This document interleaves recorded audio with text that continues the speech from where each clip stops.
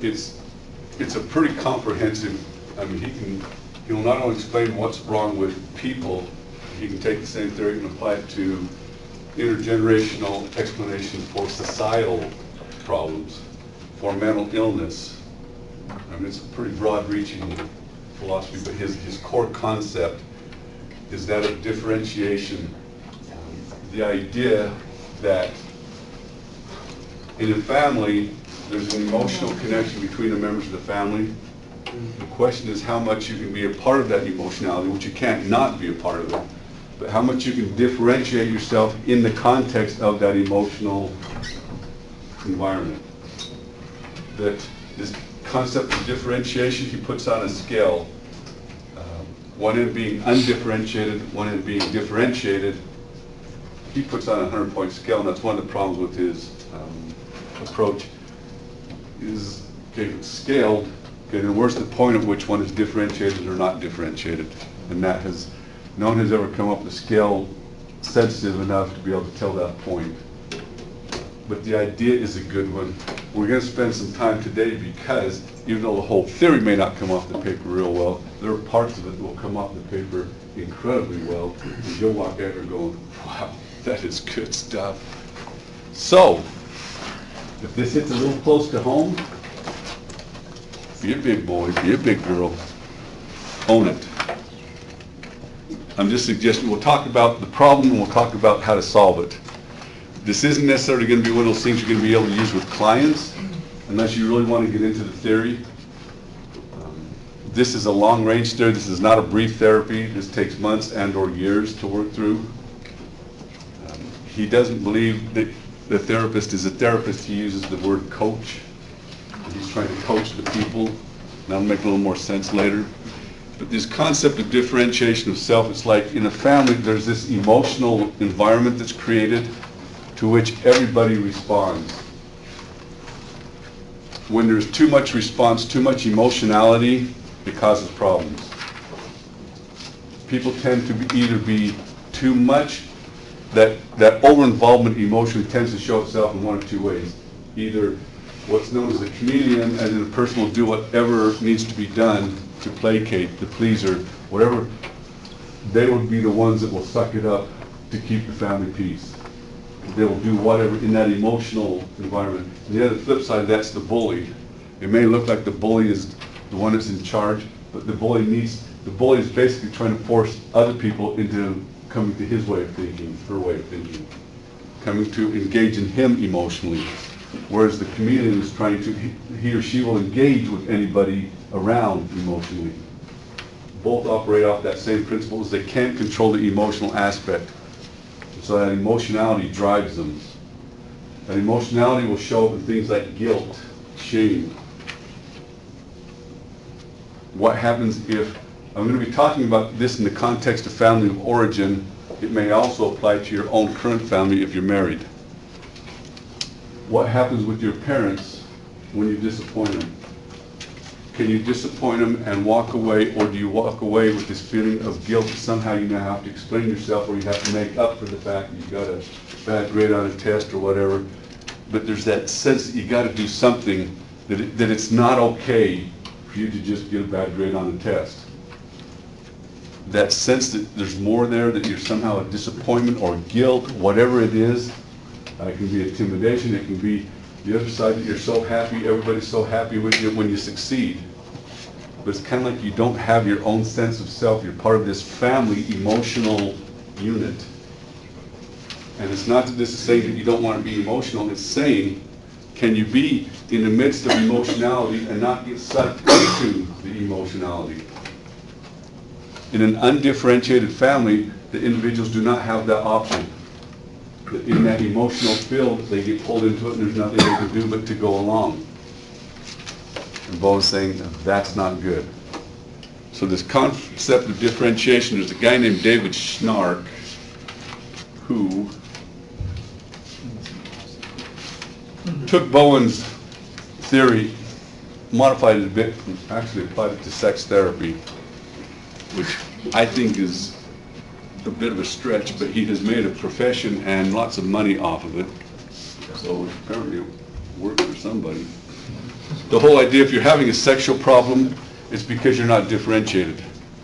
So you've got to learn to differentiate before you can take care of the sexual problems, which is a different way of looking at sexual problems. But you do what you got to do sometimes. You wait and hope.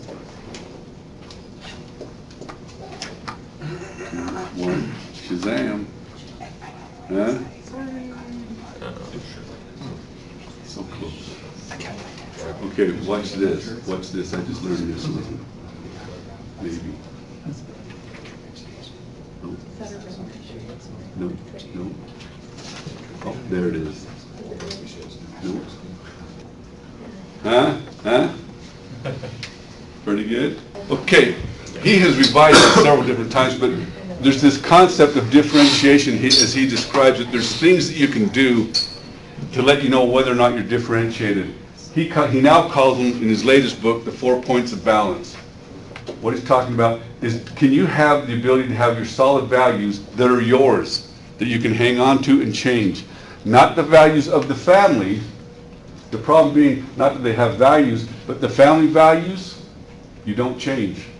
And you hang on to them. When they say hang on to them, you don't mess with the family values.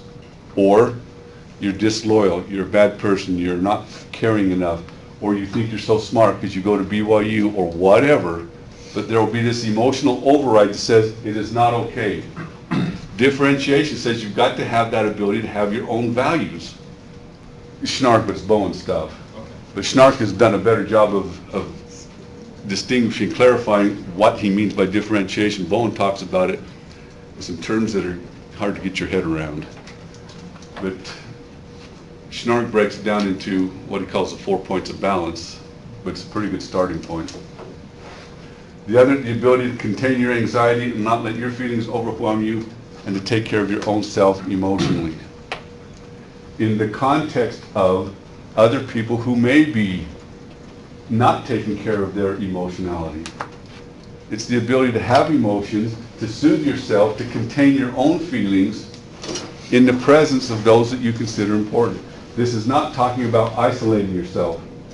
This is about being right in the middle of a family or your partner or whomever and still take care of your own anxieties. 3, not overreacting when other people overreact. Not getting caught up in their craziness. Not avoiding them, not staying away from them, being able to be in a close relationship, letting the other person go crazy, have anxiety, do whatever, and you not getting caught up with it, and that's okay. You're not running from it, you're not jumping into it. You're just aware that they're doing what they're doing, and you're doing what you're doing. That you still have the emotional piece, you're still concerned, you're just not letting their reactions govern your reactions. And then the last one, basically, do you have the ability to experience the discomfort that comes from growing? Undifferentiated people don't. They do not like that discomfort and will go to great lengths to not be discomforted. And so they don't grow. They'll stay in these ruts forever, from generation to generation to generation. Okay, does this make any sense? Good. These are the 4. If you don't have all 4 of them, you're not differentiated. And they kind of come together. They'll snowball. You get one, it affects the others. But there's no hierarchy. Okay, I'm going to say this a few times, but you got to hear this. Because there's going to be this tendency for you to think that, oh, differentiation means you don't have emotion. That's not what it's saying. Differentiation says you do have emotion. You just contain it to, you have emotion, and you respect other people's right to have emotion, but their emotion does not have to be your emotion. Your emotion does not have to be their emotion. Specifically in the context of family relationships. In undifferentiated families, they don't have that option. You're happy, they're happy. They're happy, you're happy. They're sad, you're sad. Whatever they're feeling, you're feeling.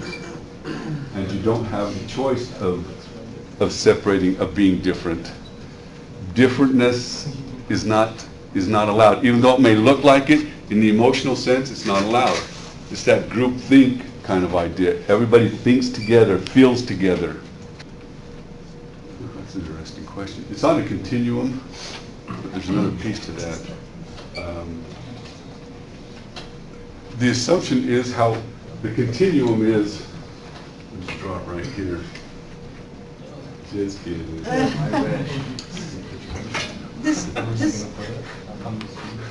Okay, just imagine, is everybody through with this? Okay, let's get it out of the way then. And draw the continuum.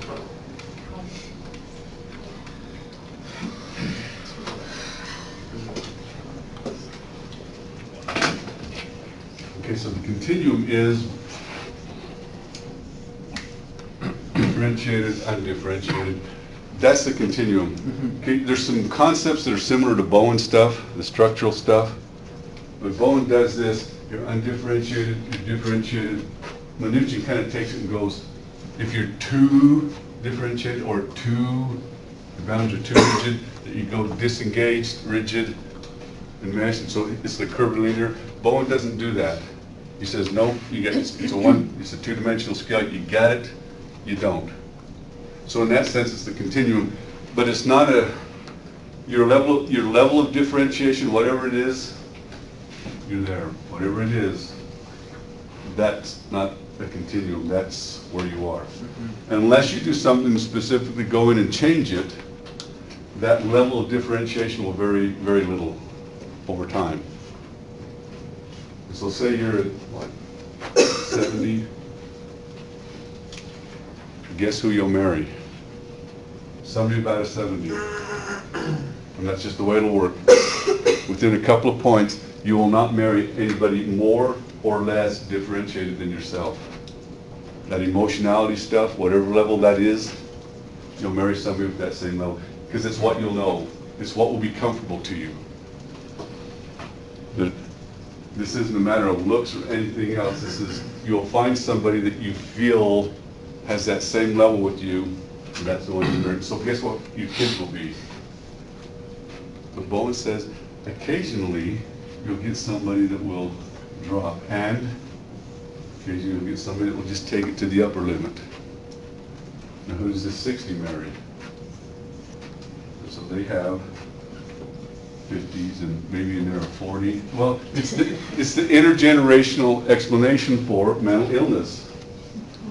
That at some point, 40, 30, 20, somewhere in there, you start getting into the schizophrenia, you start getting into depression, the bipolar, all that kind of stuff. It's kind of like that idea of self-actualization where you've got your ducks in a row, whatever you want to call it. Yeah, that's that. That you have the emotions, you have the feelings, and you can be around others who have feelings but not get pulled in. Even if there's a line, anybody ever heard the poem If? If, Rudyard Kipling? Yeah. High school graduation, you're making this hard, people.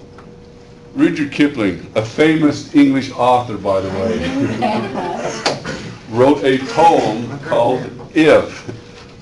Among other things, there's a line that says, if you can keep your head about you and all those around you are losing theirs and blaming it on you and making allowance for their blaming, okay, that's kind of the idea. Everybody around you is coming unwound and blaming you, and you're okay, you're not getting caught up in that. You hear what they say, you understand what they're saying, you're not buying into it. And it may or may not be true, you're just not getting caught up in that emotional craziness that goes along with it. Okay, so we're looking at this is good, this is not good. If you remember back a couple of weeks ago, we were talking about the triangles. I told you that Bowen said that the smallest stable unit in a family would be the triangle. Okay, because that's, you get two people, the emotionality gets out of control, they need that third person to stabilize it. The question becoming how easily, how quickly a family goes to that third person. Some people, some families will build their everyday interaction around that triangle. That's just the way they do it. And some, the system has to get pretty stressed before they start the triangulation process. Differentiated people, theoretically, They don't triangulate. Capiche? This good stuff yet? So, when you start thinking about, are you differentiated or are you not? Part of the question becomes, think back to your family of origin. Think back to Thanksgiving, Christmas. How much obligation are you feeling to go home to family dinner? I don't know. But that obligation, whatever it is, how much are you expected to be there? And the other side of that, so what happens if you don't be there? And how much guilt are you feeling? How much sense of loyalty? Or, well, that's just what we do, or whatever. But you can kind of feel that emotional pull that says, no, you need to be here. If you're a good son, if you're a good daughter, you'll be there. And it's phrased a lot of different ways, but it's that feeling that you got to do it. It's that emotional pull that, yeah, I got to be there for Thanksgiving. Or I'm a bad person. I'm in trouble. I'm not loyal to the family. And however they choose to remind you of that, I don't know. But you know, because I'm seeing that look. Yeah, how did he know?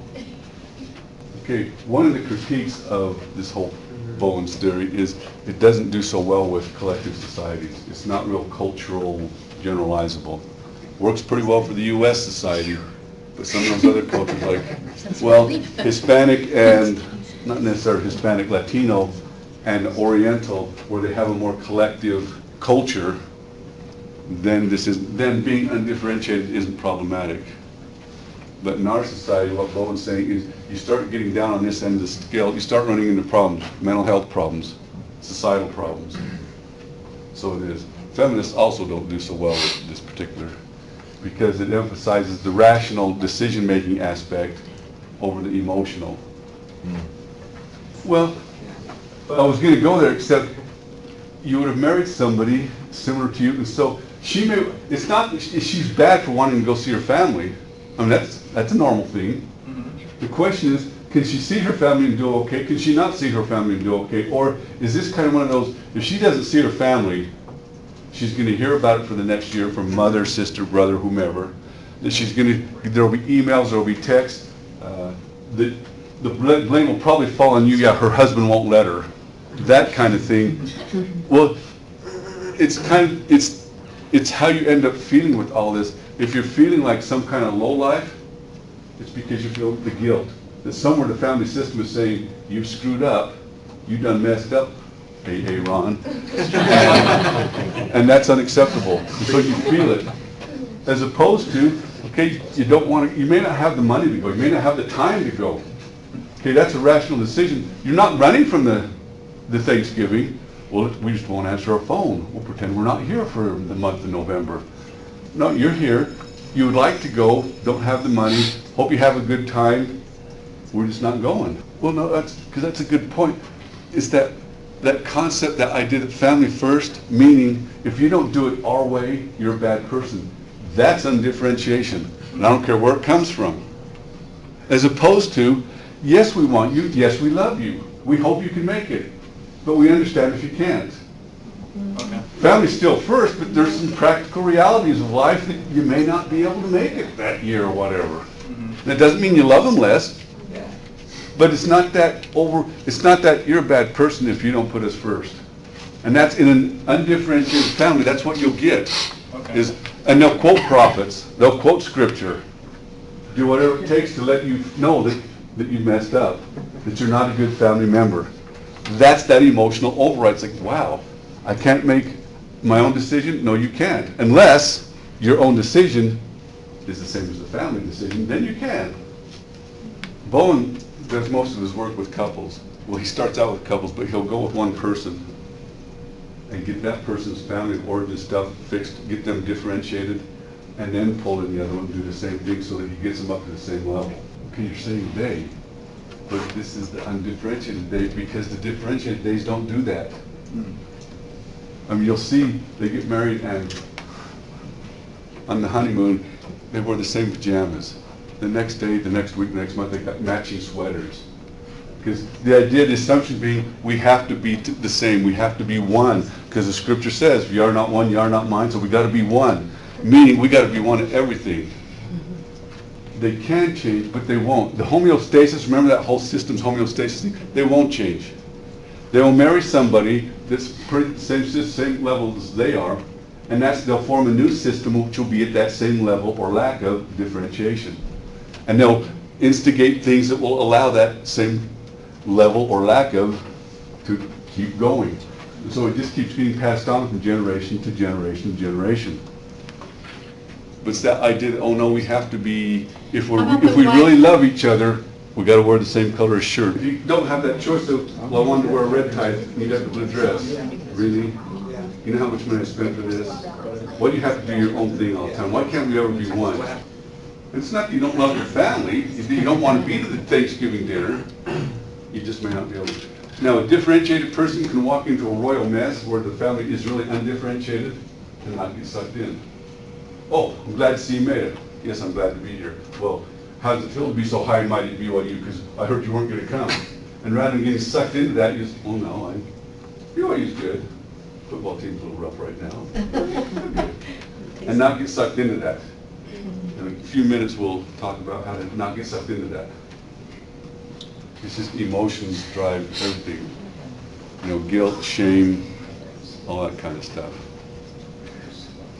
If you're 70, it's because you come from a family that's 70. Well, the family may not be a 70, but they're going to be dang close to it. He's not going to come from a family of 90 or 40. If he's a 70, he's going to come from a family of 70-ish. Maybe 80, maybe 60, but it's going to be 70-ish. That's just the way, he calls it the intergenerational transmission process, where it just keeps getting passed on. No, they don't. If you only have 2 kids, they may both be 70s. There's this concept Bowen calls emotional cutoff, as in they are every bit as undifferentiated as the rest of the family, but they cannot handle the emotionality that's driving everything, and so they bail. And they will typically, this fascinates me, still this fascinates me when I'm doing a genogram.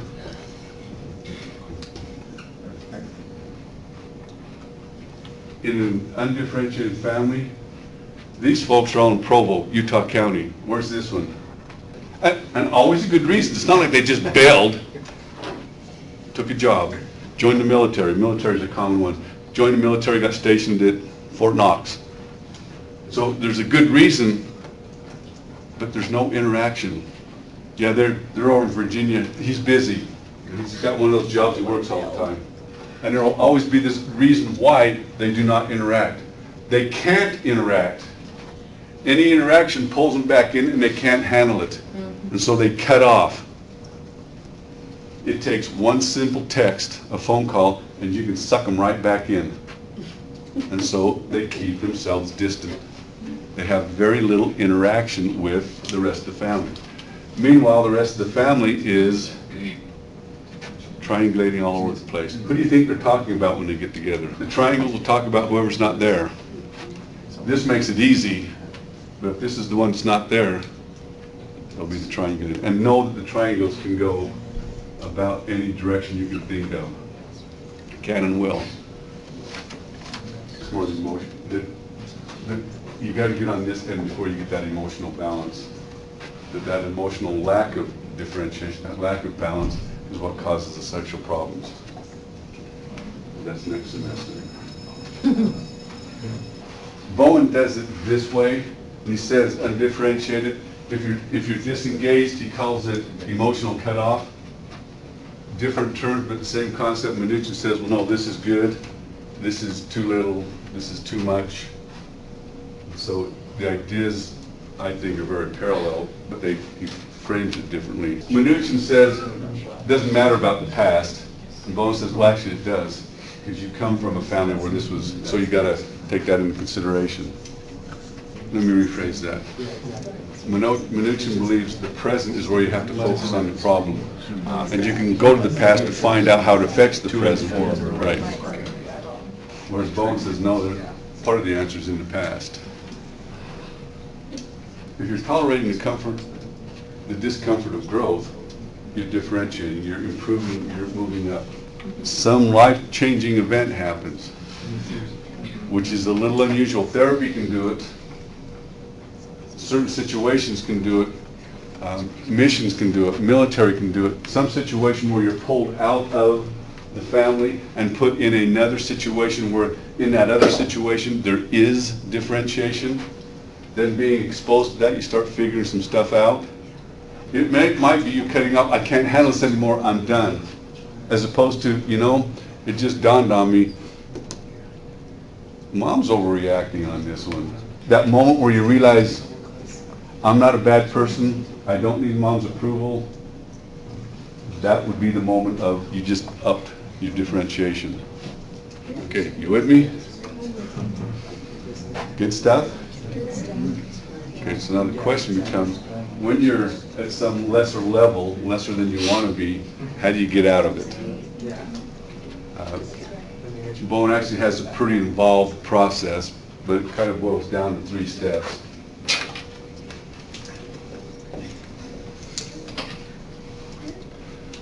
First step, you make the client an expert on triangles.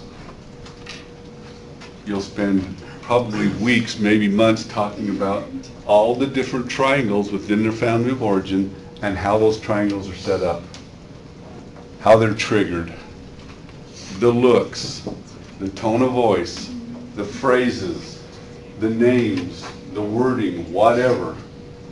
But do you help them, once you've explained that idea of triangles, so they really get that, then it's okay, now how do they operate in your family? How does each person do the triangulation? So that they become an expert in this triangulation process, so they know exactly how it happens in their families. Now, according to Bowen, you want to break the triangles.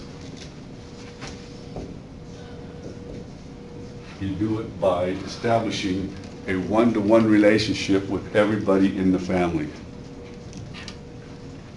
So that if this is you, you call it Dad. And you call Dad, and what does Dad say? Oh, hi, how are you? Great. Let me get your mom. You say, no, wait, Dad, wait a minute. I want to talk to you. About what? Is there a problem? You need money? What? Well, okay, do you see that emotional reaction? That if you're talking to Dad, there must be a crisis, there must be something wrong. And so what's the problem? What? You okay? You in the hospital? Undifferentiated family, that's how they respond. And you say, no, I just want to talk to you. And it's whatever it takes to develop that one-to-one. So Dad, how are you today? I'm fine. You want me to get your mother? Because they're not going to be comfortable. Remember that discomfort for growth? Okay, it's not going to be so much fun for you either. But you're willing to tolerate that discomfort to make it happen. And so you ask him, how you doing? What are you up to lately? How's work going? Why are you asking all these questions? Just want to get to know you. Why? Because you're my dad. Let me get your mother. Because they're not used to the one-to-one.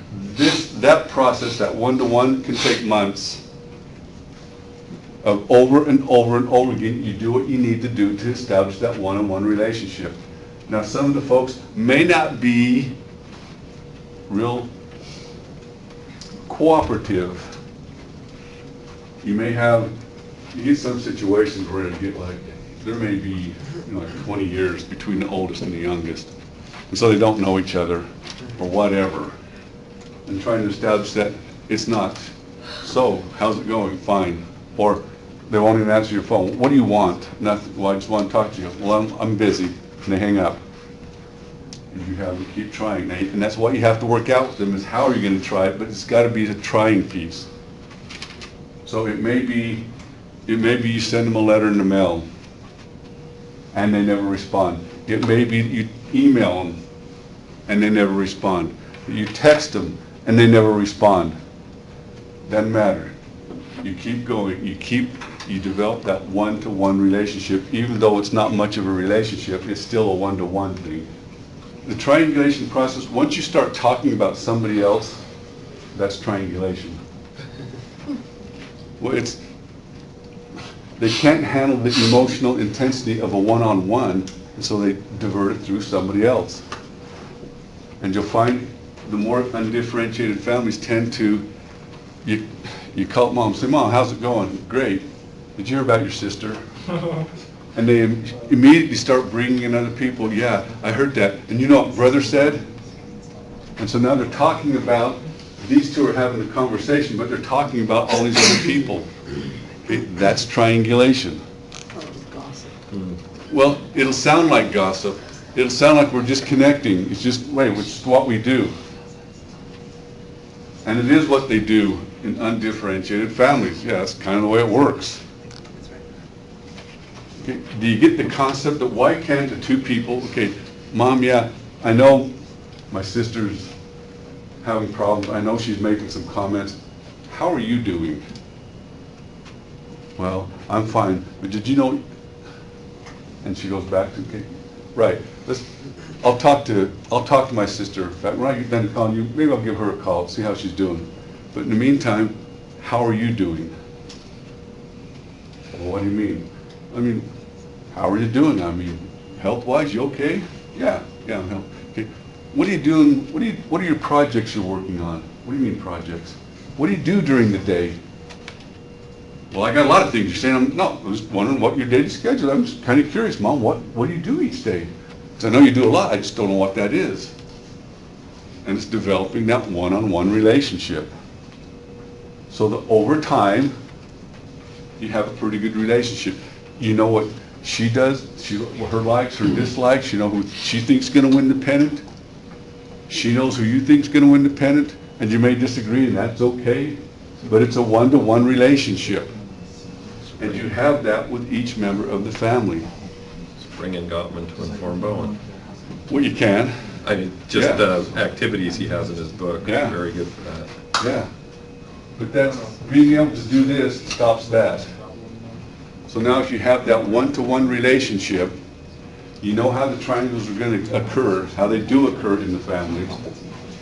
Then, and typically Bowen will work with an individual for months, all that heading up for the visit, where that client will go back and visit their family of origin, or vice versa, have the family of origin come for a family of origin session. Those are good entertainment. You gotta bring popcorn for those ones. Well, my experience is they last at least 2 hours. You gotta set aside at least 2 hours. It gets pretty predictable. Everybody's really hesitant about being there because they know that one person has been going to therapy, and they're convinced that one person has been ratting them all out. but that's that emotional mindset that it's not good whatever they've been doing. They just kind of jumped it, and so there's a certain amount of guilt and or hostility towards that individual. Because even if they just had to come from across town, there's always somebody that's put out. And if it's an adult, let's say you're working with somebody in their 30s, 40s, and they bring in the parents that are in their 60s or 70s, then there's always the concern that something's going to be said to stroke out grandma, whatever. So the first 15 minutes are just spent watching them dance. You know, everybody posturing, all that kind of stuff. And that's fine. And then just kind of start asking, so what did they tell you to get you here? And you get it a little bit, and it's usually there's usually some kind of emotional slams at whoever your client is. They said this, they said that, and you got the joker who's always trying to make something funny. And at some point it starts to get serious, and then it goes ugly. I mean, about a half hour in, it's ugly. I mean, stuff is flying all over the place. From, remember when I was 3 years old and you didn't give me my bite of the brownie? No, well you didn't, and I've hated you ever since. I didn't know that. Yes, you did, I told you. That stuff, I mean, it just starts, and then at some point, about 15 minutes, 20 minutes after that, somebody goes, wait, because mom's over there looking like, oh my heck. So we stop, okay, Mom, you gonna stroke out, heart attack, anything like that, anything we need to know about? No. Okay, where were we? And you pick it up again. And that lasts for about a half hour, 45 minutes. Then the fire starts to burn itself out. And then you start, okay, what would it take to get this family happy? What would it take to get some one-on-one relationships amongst all of you? What would it get you to quit talking about each other? Start talking to each other. And by that point, they're ready to hear it. So you'll spend about 15, 20 minutes going over that stuff, helping them see how triangles aren't good, how the one-to-one is good, how that emotional piece has kind of caused a fair amount of grief, that guilt, that shame. So they at least get the concept, which in the process allows your client, it creates enough freedom, enough room for your client to then go on and you explain to them, okay, here's what we're trying to do. We're trying to get the client so that he or she can talk to any member of the family and not feel guilty. So they can be with you and visit you and enjoy it and not feel guilty, not be shamed, not feel like they're constantly seeking for somebody's approval.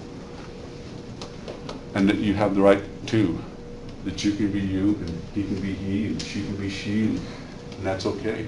And that we'll still love each other. We're not going to give anything up. We're just going to set some boundaries. And that's when they usually hear it. So then they spend another 10, 15 minutes doing the kumbaya thing. And by that time, everybody's ready to go. Now, Bone will do that as many times as necessary, as many times as he can. And Bone will sometimes go 3-4 hours in those meetings. If you've got people flying in from all over the country, then you got like one shot, then you make the most of the one shot. It takes 3 or 4 hours, takes 3 or 4 hours. It's exhausting enough that I double my price when I do this stuff. Well, I'm serious, it is. You gotta be on your A game, or you'll get chewed up and spit out. Because there's more of them than there are of you. And they've been working together, that homeostasis thing, they're pretty smooth. The test, which is the third step,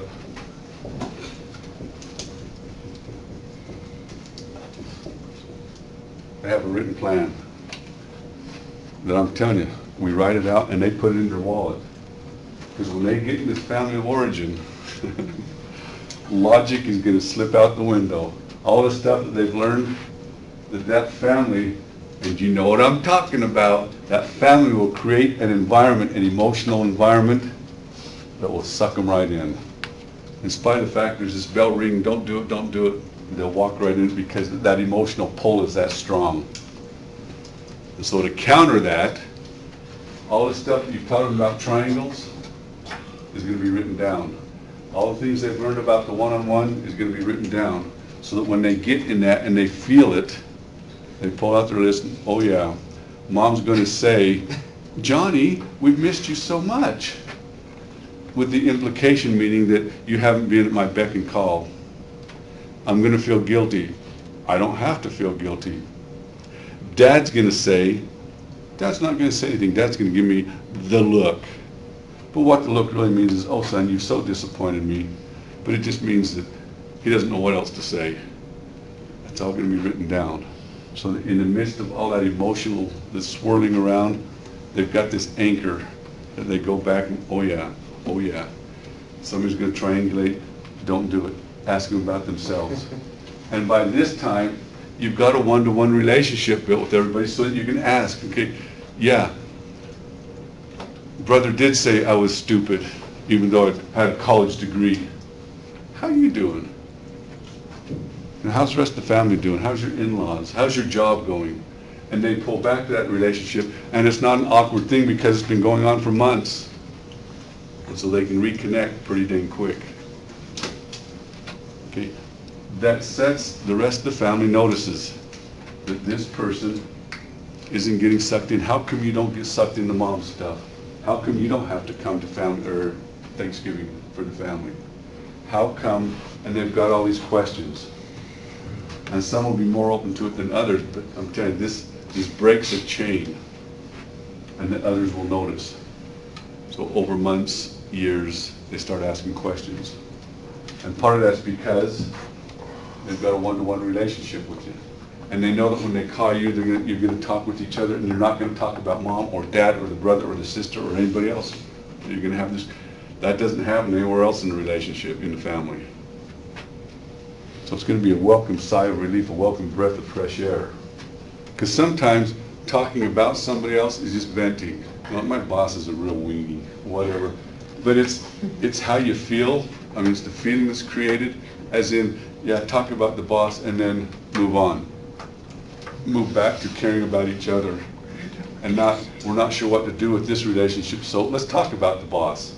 And the boss becomes this diversion, this distraction to keep us from connecting. Okay, what else? What other questions? Typically, but not always, the mom tends to run the families. I mean, that's kind of the role society has given them. Because dad may not feel comfortable talking with you, having that relationship with you. Not a big deal. Well, it is a big deal. Because that emotional cutoff, even though they haven't moved across the family, dad's always out. One family I worked with, okay, dad had this little, he'd build a workshop on the back of the house. He'd come home, eat dinner, and go to his workshop and build, I don't know what he built. Tied flies or, I don't know, carved ducks, I don't know what it was. But it was something, and that was just, that was dad. Okay, that's the emotional cutoff. Meanwhile, all the chaos is breaking loose in the family.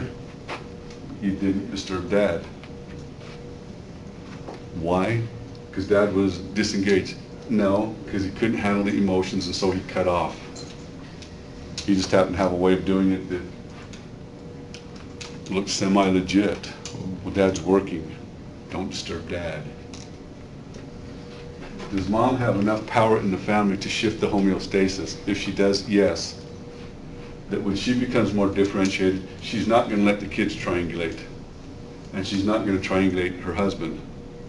But if she doesn't have that power, she can do that, but dad will continue to mock her. There'll be this, he'll use this emotional stuff, at which point she either becomes the odd duck or divorce. But the dad in that case would go to a fair amount of effort to maintain that homeostasis, to make her go back to undifferentiated, the emotional response for everything. I liked it better when you had more feeling, with more passion. Now ever since you've been going to therapy, you're so cold, you're so distant. Okay, feel that emotional piece in there, that guilt, yeah. Well, I'm just trying to help us be a better family. And the therapist said, oh yeah, are you and the therapist having an affair? Is that what's going on here? That kind of stuff. And so, well, no. And so, go back to the undifferentiation. The emotional cutoff, is it just an extreme unengaged, disengaged person? Okay, so it is disengagement, it's just to an extreme, it's just past a point, past a cutoff. Right. But it's towards that way, obviously. Right. You can mesh people. Well, in a family in that family where he came from, she came from, emotionality reigns. That's the way. This isn't something unusual. This is the way life is. Yes, we talk about other people. Yes, there's a lot of guilt. Yes, everybody's always seeking for approval. But that's not unusual. It's not different. It just is. They probably won't even notice it because it's just the way life is. But somewhere along the way, this person meets a friend at high school, I don't know, whatever, but they can't handle that. They don't know what else to do. They don't have the skills to differentiate, and so it's bail, disengage. At which point, now they can handle it. Now, does that mean that everybody that lives in Florida is disengaged? No, because some people in the military, for example, are shipped to they get another assignment, they're in Fort Knox or whatever. And so they call home, say, hey, how's it going? And mom doesn't say, oh, I've been waiting to hear from you. I was so worried about you. I was afraid you got shipped to Iraq or somewhere, that you died. That emotional override for not calling sooner, that would be undifferentiated, as opposed to, hey, just thought I'd go, okay, how do you like Fort Knox? It's interesting. Have you had a chance to see the vault yet? No, somewhere in the next couple of weeks I'm going to go do that. And they talk to each other. They're not talking about the sister that's complaining about this or the brother that hasn't been doing that. They're talking to each other. It's a loving family. You just happen to be stationed in Fort Knox. Where my son went, by the way. It's the only Florida I know. I was going to say, he's not Florida.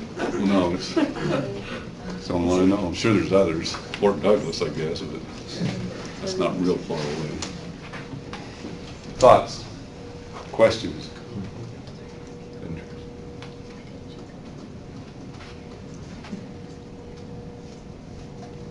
got it? Capiche?